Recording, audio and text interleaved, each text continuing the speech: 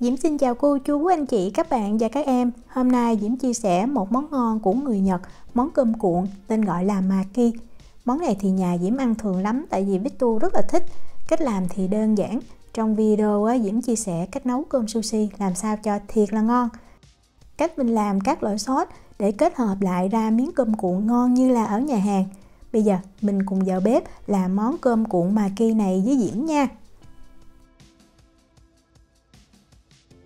Để hạt cơm khi mà mình nấu xong nó bóng, nó dẻo, nó không bị khô cứng thì cái gạo sushi mình cần chọn cái gạo loại ngon. Diễm mua hiệu này trong siêu thị của Na Uy nè. Và để đo cho dễ và mình nấu ở gia đình thì ai cũng có cái cup này trong cái nồi cơm điện đó. Thì công thức này mình cần 2 cái cup. Để Diễm đổ gạo ở đây cho mình xem. Cái hạt gạo sushi thì cái hạt gạo tròn và nó rất là bóng luôn. Vì vậy khi mà mình nấu xong hạt cơm nó trắng, nó bóng và nó mướt. Để làm một phần cơm cuộn này cho 3 người ăn thì mình cần 2 cái cup gạo nha. Một cup này là 160ml. Và nếu mà mình không tìm được gạo sushi thì ở Na Uy Diễm hay mua cái gạo này cũng trong siêu thị Na Uy luôn. Giá chỉ bằng 1/3 thôi. Cái gạo này là gạo hạt tròn của Ý. Người Na Uy thường dùng để nấu cháo sữa. Như mình nhìn ở đây, cái hạt nó tròn nhưng mà nó không có bóng và không có mướt như là cái hạt gạo sushi ha. Cái gạo hạt tròn của Ý này thì nấu nó không có được dẻo. Vì vậy Diễm đông ra 1 với lại 1/2 cái cup hạt gạo tròn của Ý này. Sau đó Diễm sẽ cho thêm vào đây 1/2 cup nếp. Tức là mình theo cái tỷ lệ là 3:1 đó. Tức là 3 cái gạo và 1 nếp. Để khi mà mình nấu xong hạt cơm nó dẻo và nó kết dính hơn. Nếp thì mình dùng hiệu nào cũng được nha. Nếp hạt tròn hay là nếp hạt dài đều ngon. Diễm thì Diễm dùng nếp hạt tròn này là nếp cái hoa vàng đó. Diễm sẽ nấu thử 2 loại luôn là gạo sushi và gạo hạt tròn của Ý pha với nếp để tí xíu nữa mình so sánh nha. Bây giờ mình mang gạo đi, mình vo rửa từ 2 tới 3 lần nước cho nó sạch. Diễm có coi video người Nhật hướng dẫn cách nấu cơm sushi thì do cái nước này trong luôn đó. Nhưng mà thực ra mình vo sạch quá thì những cái chất ở ngoài hạt gạo nó mất đi rất là uổng. Mình vo sạch thì khi mà mình nấu xong cái hạt cơm nó cũng bóng mướt hơn. Sau khi vo gạo sạch xong rồi thì mình cho vào nồi cơm điện mình nấu cho tiện nha. Mình dùng 2 cái cúp gạo thì mình đo cái lượng nước trong cái nồi nó có luôn. Đó là cái vạch số 2. Còn nếu mà mình không có cái đồ đông thì mình cứ 2 cúp gạo là mình vo sạch xong mình để ráo nước, mình đông thêm 2 cúp nước vào. Mình chọn cái chức năng nấu cơm bình thường ha. Trong thời gian đợi cơm chín thì mình đi chuẩn bị cái giấm để mình pha vào gạo. Để làm nhanh và tiện thì Diễm thường mua cái giấm pha sẵn hiệu này. Diễm thấy rất ngon tại vì nó đậm đà đó. Còn nếu mà mình tự pha thì Diễm chia sẻ cho cách mình tự pha luôn. Nếu mà tự pha thì mình cần có giấm gạo nha. Giấm gạo thì nó mới ngon. Và mirin. Mirin là một loại rượu ngọt của Nhật. Thì mình sẽ pha cái giấm gạo này mirin theo tỷ lệ 1:1. 2 cup gạo nấu thành cơm thì mình cần 100ml giấm sushi. Vì vậy Diễm đông ra đây 50ml giấm gạo và 50ml mirin. Và Diễm thích cái vị nó đậm đà hơn Diễm cho thêm vào đây 20g đường. Muối thì Diễm cho 3g. Rồi mình khuấy lên cho đường nó tan. Cái hỗn hợp này khi mà mình khuấy thì mình thấy đường nó hơi khó tan. Vì vậy Diễm thấy thường Diễm khuấy tí xíu xong Diễm để ở đó 5-10 phút sau Diễm quay lại đó Diễm khuấy thêm thì đường nó tan hẳn hoàn toàn luôn. Còn vài hạt đường mình để ở đây chút là nó tan hết nè. Cơm vừa nấu chín xong là mình sẽ lấy ra mình trộn cái giấm sushi vào liền ha. Lúc này gạo còn rất là nóng. Mình múc cơm ra cái đồ đựng bằng nhựa hoặc là bằng thủy tinh. Tại vì mình dùng giấm đó, mình không nên dùng đồ bằng nhôm hay bằng sắt ha. Cơm mình nấu đạt là cơm dẻo mà vẫn tơi, không có bị nhão. Mình cho liền 100ml giấm sushi vào nha. Rồi mình trộn lên cho thật là đều. Vừa trộn mình vừa lấy cái đồ mình quạt, mình thổi cho cái hương giấm nó tỏ lên. Cái mùi cơm nó không có bị nồng mùi giấm. Đồng thời cái nước giấm sushi này nó rút nhanh vào cái hạt gạo, giúp cho hạt gạo nó săn lại, nó dẻo, nó tơi. Nó không có bị đổ lông hoặc là nó nhão, nó bết dính lại. Đó, mình cứ trộn đều, nhẹ nhàng như vậy. Khi mà mình thấy giấm nó hút hết vào trong hạt gạo là được. Rồi mình lấy một cái khăn á, mình đậy lên trên như vậy để cho gạo nó còn ấm, nó không có bị động hơi nước. Rồi mình để ở đây cho cơm sushi này nó nguội hoàn toàn nha. Nhắc đến sushi thì phải nhắc đến cá hồi. Cá hồi ở Na Uy á, mình mua cái loại này, nó đã phi lê sẵn và có ghi ở đây là mình dùng được cho sushi hoặc là mình ăn sống luôn nha. Công thức này á, thì mình cần 300g cá hồi phi lê. Mình cắt ra thành từng miếng á, có độ dày khoảng 3 cho tới 4 mm và mình cần 64 miếng, tại vì mình làm 8 cuộn sushi, mỗi cuộn á, mình sẽ chia ra làm 8 nữa. Cá sau khi cắt xong nếu mà chưa làm liền thì mình mang mình cất vào trong ngăn mát tủ lạnh. Để cho cái cơm cuộn này nó hấp dẫn hơn nữa thì mình cần thêm 2 cái loại sốt. Ở đây là sốt mayonnaise mà Diễm có cho thêm cái tinh chất của nấm truffle vào. Mình tự làm tại nhà luôn, rất là ngon. Công thức thì Diễm có chia sẻ trong video bánh pizza kiểu Thái. Link thì Diễm để trong phần miêu tả video nha. Cái đây là chai tinh chất nấm truffle, mình mua ở trong siêu thị Na Uy là có. Sau khi mà mình làm sốt xong rồi thì mình sẽ trộn vào 2 muỗng cà phê cái tinh chất nấm truffle này, rất là thơm luôn. Sốt này khi làm xong thì mình cứ cho vào trong hũ và mình bảo quản trong tủ lạnh được 2 tuần luôn. Và cái sốt thứ hai là sốt teriyaki. Sốt này mình cũng có thể tự pha. Trên cái chai mirin á, có chỉ mình cách pha, nhưng mà Diễm mua cái chai này Diễm thích hơn, tại vì rất là tiện và Diễm ăn Diễm thấy vừa khẩu vị nhà Diễm. Mình mua trong siêu thị Na Uy là có. Bây giờ mình đi chuẩn bị mè rang để mình tẩm bên ngoài cuộn sushi nha. Diễm có 4 muỗng canh mè trắng nè. Tiếp theo là 1 muỗng canh mè đen. Để rang mè cho thơm và nó giòn tan luôn á, thì mình cho thêm 1 muỗng canh nước vào. Mình bắt lên bếp, mình để cái lửa lớn. Khi mà mình thấy mè bắt đầu nó nóng, hơi nước nó tỏa lên thì mình hạ xuống lửa trung bình. Mình đảo đều nha. Nó hơi dính nồi tí xíu nhưng mà không sao hết. Khi mà mè nó khô ráo và nó chuyển sang vàng thì nó tróc ra khỏi cái đế nồi thôi. Mình đảo nhanh tay và đảo đều. Khi mà mình thấy mè nó vừa vàng thì mình nhắc khỏi bếp liền ha. Rất là thơm, và mè này mình bóp thử trên tay mình thấy nó nhuyễn ra như bột vậy đó. Đó, Diễm thấy vàng như vậy thì Diễm nhắc khỏi bếp và Diễm đổ liền ra cái chén luôn. Tại vì cái nồi lúc này nó rất là nóng, nếu mà mình giữ mè trong nồi thì cái mè nó sẽ vàng hơn nữa. Đó, như vậy Diễm thấy rất là ngon. Quay phim thì nó hơi đậm nhưng mà ở ngoài thì cái màu Diễm thấy vừa ý lắm. Nhưng để cuộn bên trong thì Diễm dùng cái tôm chiên tempura. Diễm mua cái loại làm sẵn này ở trong siêu thị, Diễm thấy tiện lắm. Mình cần 16 con thì mình mua 2 hộp.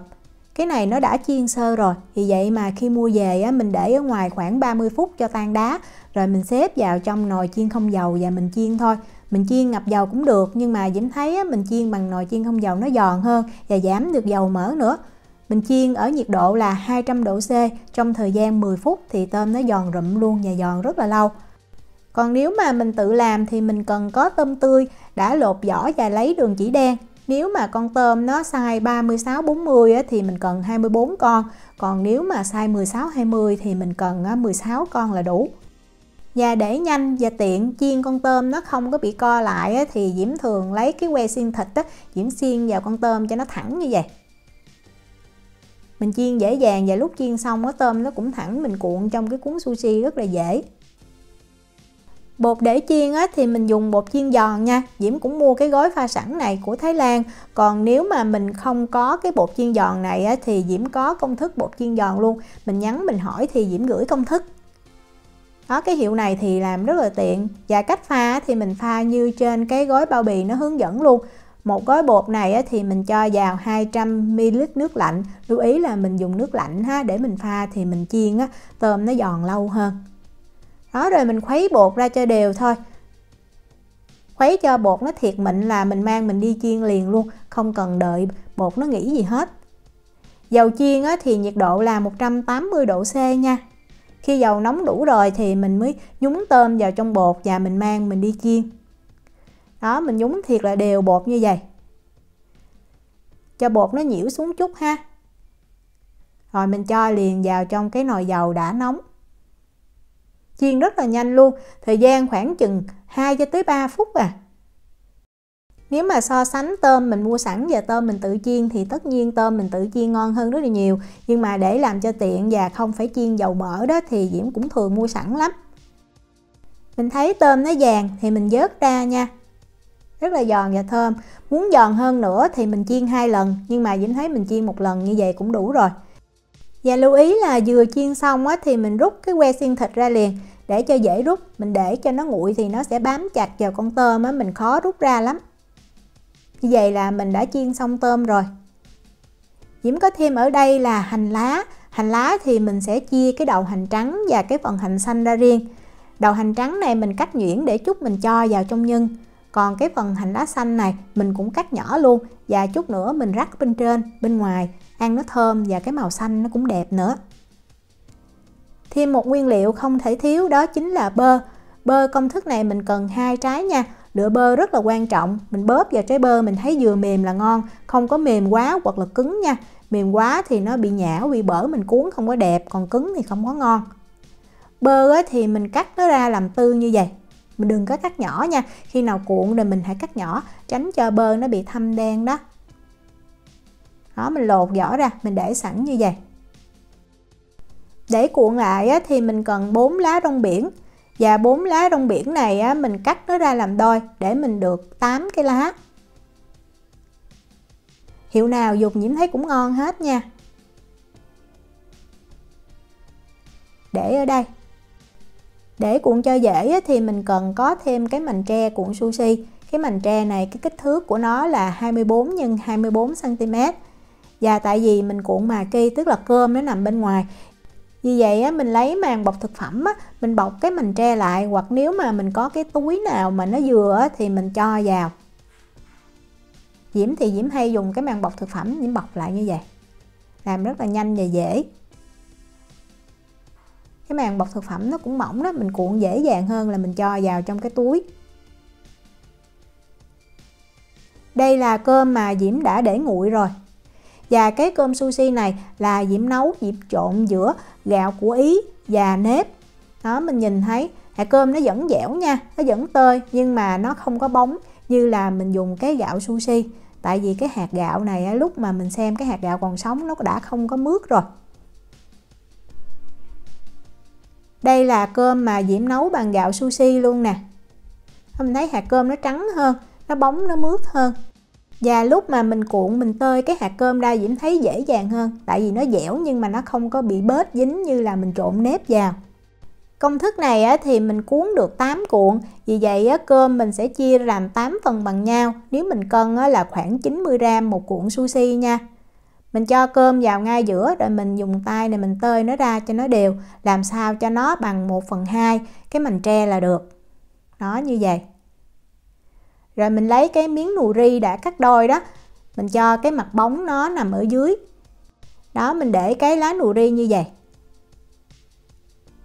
Rồi mình lấy 2 con tôm mình cho vào. Nếu mà tôm nhỏ size 36-40 thì mình cho 3 con. Rồi 1/4 cái trái bơ đó mình cắt ra làm 3 phần. Rồi mình rắc tí xíu đầu hành trắng lên nè. Rồi mình cuộn lại. Mình dùng tay đó, mình giữ trái bơ và tôm nè. Đó, rồi mình cuộn lại. Sau đó mình nắm chặt lại chút. Rồi mình mới dỡ cái mành tre lên. Và mình lăn đều tay như vậy. Sau đó mình lật ngược trở lại. Và tùy mình thích, mình có thể cuộn tròn hoặc mình cuộn giống như là hình vuông. Diễm thì Diễm để cho nó vuông vuông chút. Vì vậy đó, Diễm sẽ bóp nhẹ. Lưu ý là mình không có cuộn cho quá chặt tay. Tại vì cái cơm cuộn này mình ăn làm sao mà mình cắn vào hạt cơm nó tơi ra, chứ không phải nhão hay bết ha. Vì vậy mình chỉ bóp vừa phải thôi, cho cơm nó kết dính lại, không có bị nhão hay là bị nát. Như vậy cái cuộn sushi nó mới ngon. Đó. 2 cái đầu thường cơm nó hơi tơi, thì sau khi mà cuộn xong mình có thể mình bóp 2 cái đầu lại chút. Làm quen tay thì mình sẽ thấy dễ ha. Thật ra nếu mà nói về thợ làm sushi, người ta cũng phải mất mấy chục năm người ta mới làm chuyên nghiệp. Mình làm ở nhà như vậy thì Diễm thấy rất là ngon rồi. Rồi mình lấy 2 muỗng cà phê mè rang nè, mình cho lên, mình lăn qua. Như vậy là mình đã cuộn xong rồi. Thêm một lưu ý nữa mà Diễm quên nhắc là lúc mà mình đeo bao tay á, mình nên thoa tí xíu dầu ăn hoặc là dầu mè lên cái bao tay, để lúc mà mình lấy cơm á, cơm nó không có bị dính vào bao tay, mình trải cơm ra rất là dễ dàng. Để cắt sushi này nó không có bị dính á, thì Diễm thường lấy dầu đó, Diễm thoa lên dao, đồng thời Diễm cũng thoa tí xíu dầu lên cái thớt luôn. Và cái cuộn sushi này, đầu tiên mình sẽ chia nó ra làm đôi nè. Rồi mình tiếp tục hai phần này mình chia ra làm đôi nữa. Rồi mình lại chia ra làm đôi. Mình được 8 miếng nha. Sau khi cắt xong rồi thì mình sẽ dùng dao nè. Mình đi một đường dao bên dưới như vậy để mình lấy cái cuộn maki lên cho nó dễ. Đó, như mình nhìn ở đây. Cơm không hề bị nát nha, mà vẫn kết dính. Nếu mà mình không tìm được cá hồi á, thì mình ăn không như vậy đã rất là ngon rồi. Để hấp dẫn hơn á, thì mình cho sốt mayonnaise lên. Có tí xíu cái tinh chất nấm truffle vào làm cho cái sốt nó đặc biệt hơn rất là nhiều. Rồi mình cho sốt teriyaki lên. Cho hành lá nè. Rồi mình cho trứng cá lên trên. Để sang trọng hơn và ngon hơn nữa thì mình cho lát cá hồi lên trên. Rồi mình mới cho hai cái loại sốt teriyaki và sốt mayonnaise lên. Rồi mình cho hành lá và mình cho trứng cá lên trên. Một phần ăn như vậy trong nhà hàng ở Na Uy rất là mắc luôn ha. Vì vậy á, Victor nó thích là Diễm làm ở nhà. Làm hơi cực chút nhưng mà thật ra rất là đáng. Tại vì ăn á, Victor nói ngon hơn ở nhà hàng luôn. Diễm chúc cô chú, anh chị, các bạn và các em làm cơm cuộn thiệt là ngon. Nếu mà có thắc mắc gì thì cứ để lại lời nhắn hoặc là gửi tin nhắn cho Diễm. Diễm cảm ơn sự quan tâm theo dõi video rất là nhiều. Hẹn gặp lại trong những video tiếp theo. Chào tạm biệt.